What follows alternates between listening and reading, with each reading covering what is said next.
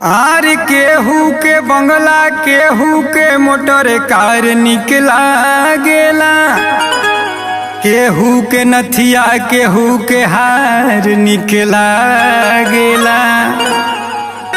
आर सब कर नजरिया निमन के पर गड़ल बा, बाकी हमरा तो बुध के विचार नीक लगेला।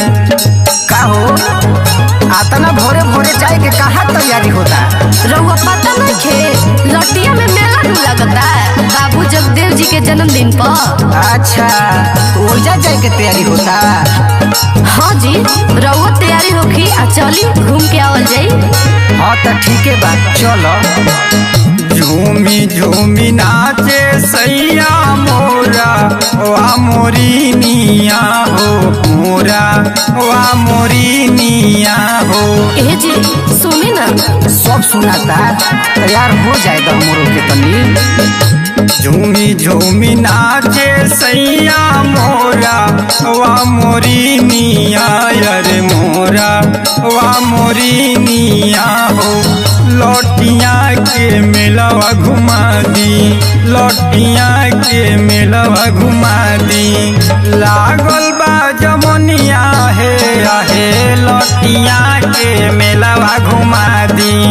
लागल बा जमनिया है आहे, लौटिया के मेलवा घुमा दी।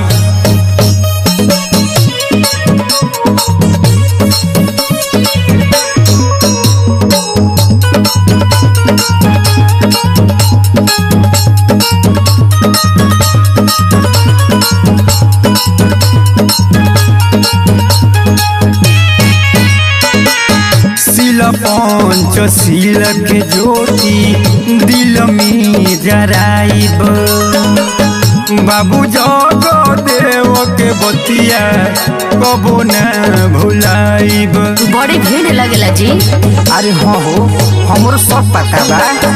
शील पंचशील के ज्योति दिल में जराइब, बाबू जगदेव के बतिया कबो न भुलाइब।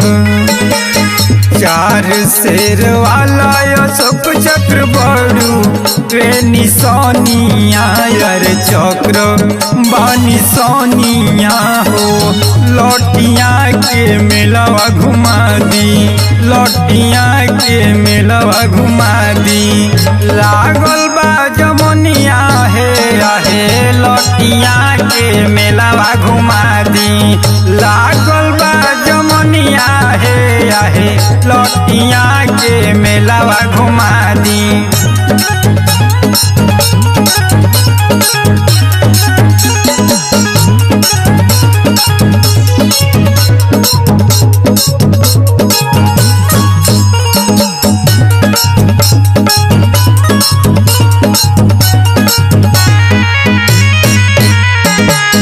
चार दिन के जिंदगी बा चली घूमी आई, हर साल जाली सखिलो करेली बड़ाई।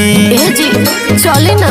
ओहो तू तो एकदम साफ उता के रख देले बाड़ी। चार दिन के जिंदगी बा चली घूमी आई, हर साल जाली सखिलो करेली बड़ाई। जिला गाजीपुर बगसर हिला ता मोहनिया, यार हिले राजधानिया हो। लौटिया के मेलवा घुमा दी, लौटिया के मेलवा घुमा दी। लागल बा जमनिया है आहे, लौटिया के मेलवा घुमा दी। लागल बा जमनिया है आहे, लौटिया के मेलवा घुमा दी।